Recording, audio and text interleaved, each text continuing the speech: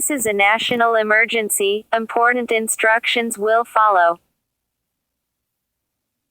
Extremely contagious diseases spreading throughout the United States. The disease is causing people to act in zombie-like behavior. The symptoms of the disease are rabid behavior, dizziness, nausea, diarrhea, and blurred vision. We advise you take the following steps. Stay indoors. Put as much objects as you can between you and the doors and windows. Have plenty of food and water for at least 4 weeks. Have a battery-powered radio, and stay indoors. Most stations will stay on the air providing news and information for your local area. Do not use the telephone. The telephone lines should be kept open for emergencies only.